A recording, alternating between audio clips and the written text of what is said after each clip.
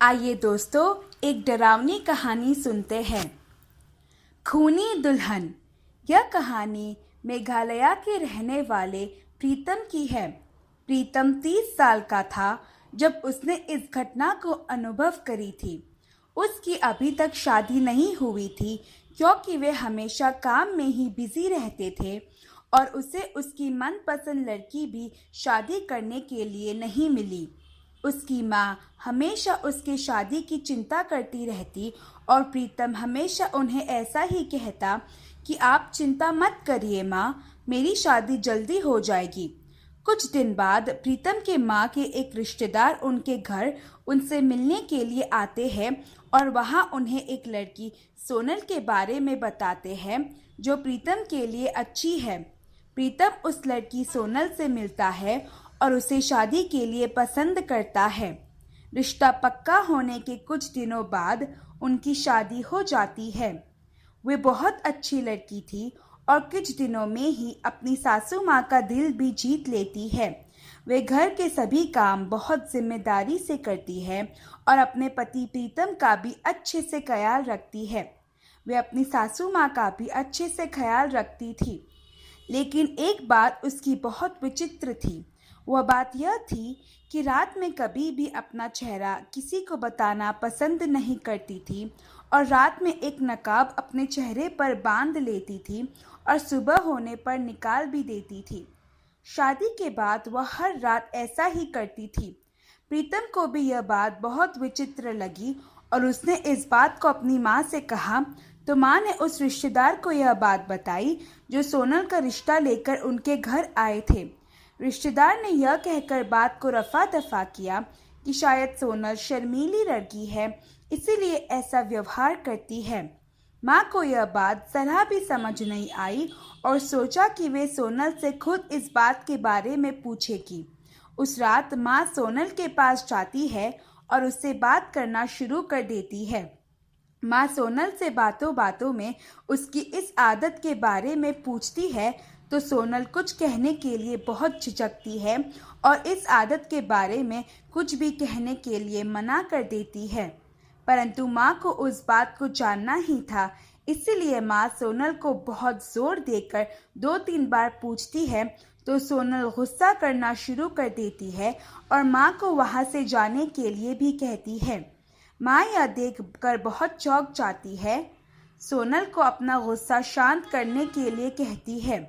माँ को अब उस पर और भी शक आ जाता है, इसीलिए ज़बरदस्ती करके माँ सोनल के चेहरे से उस नकाब को निकाल देती है और फिर जो देखती है उससे माँ के होश उड़ जाते हैं। वे देखती है कि जो लड़की दिन में हीरे जैसी खूबसूरत थी वे रात में एक डाकन जैसी बदसूरत लग रही थी। माँ उससे पूछती है कि उसके चेहरे पर ऐसा क्यों हुआ तो सोनल एक बहुत डरावनी आवाज़ में गुस्से से लाल होकर माँ से कहती है कि मैं असल में इंसान नहीं हूँ पर डाकन हूँ। दिन में इंसान का वेश लेकर रहती हूँ पर रात को अपने असली रूप में आ जाती हूँ, इसलिए अपने इस डरावने चेहरे को छुपाती हूँ। पर अब तुम्हें मेरी असलियत पता चल गई है और उसके पहले कि तुम प्रीतम से कुछ भी कहो मैं तुम्हें मार दूंगी। यह कहकर सोनल उसकी सासू माँ को जान से मार देती है। सासू माँ की लाश को वे उनके घर के बाहर वाले गार्डन में छुपा देती है। प्रीतम काम के कारण उस रात बहुत देरी से घर आता है। प्रीतम कुछ 1 बजे घर आता है और सोनल उसके लिए खाना लगाती है। प्रीतम माँ के बारे में पूछता है तो सोनल कह देती है कि माँ सो गई है। प्रीतम यह सोचता है कि वे बाद में कभी सोनल से अपने चेहरे छुपाने की आदत के बारे में पूछेगा क्योंकि वे उस रात बहुत थक गया होता है। सुबह हो जाती है और प्रीतम सोनल से माँ के बारे में पूछता है तो सोनल थोड़ा घबरा जाती है और जवाब सोचने लगती है। वे कांपते हुए आवाज़ में प्रीतम से कहती है कि माँ सुबह सुबह मंदिर में चली गई है। प्रीतम को यह बात कुछ ठीक नहीं लगी क्योंकि माँ की हमेशा से यह आदत थी कि जब तक प्रीतम सुबह ऑफिस नहीं चले जाते तब तक वे घर से कभी भी बाहर नहीं निकलती थी।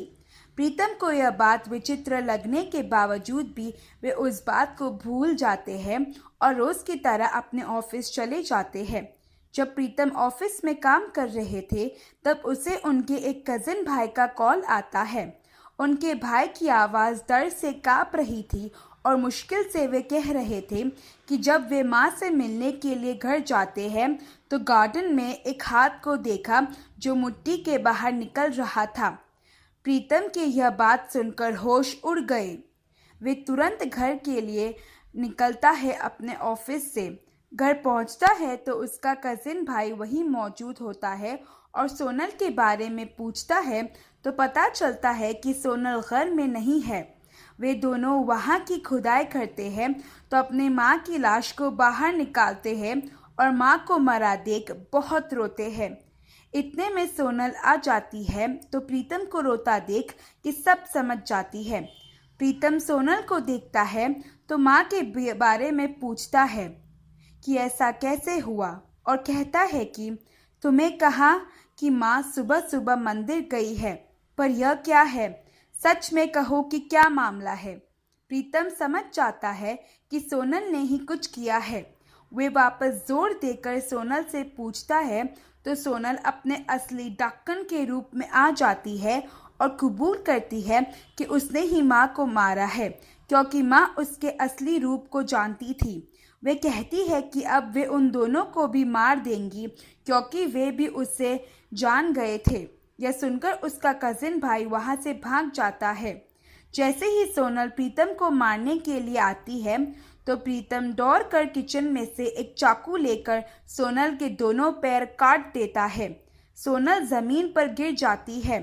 प्रीतम उस रिश्तेदार के घर पर जाता है जहां से रिश्ता आया था और सोनल के असलियत को बयान करता है तो रिश्तेदार रोने लगता है और प्रीतम से कहता है कि सोनल की मौत 2 साल पहले हो गई थी और इसकी मौत का कारण उसका पहला पति था। उसके पहले पति ने दहेज के कारण सोनल को मार दिया था और जलाकर सोनल के शरीर को एक जंगल में डाल दिया था। इस कारण अब अपने मौत का बदला लेने के लिए एक डाकन बन गई थी। उसने अपने पहले पति को अमावस की रात को मार दिया था और अब वे ऐसा ही कई शादी करके अपने दूसरे पतियों को भी अपने साथ ले जाती है। वे रिश्तेदार सोनल के नौकर बन गए थे, इसलिए उसका काम करते थे और उसकी शादी कराते थे। अब प्रीतम को अपनी जान बचाने के लिए सोनल का अंत करना होगा। वे वापस घर जाता है और सोनल को पड़ा हुआ देखता है।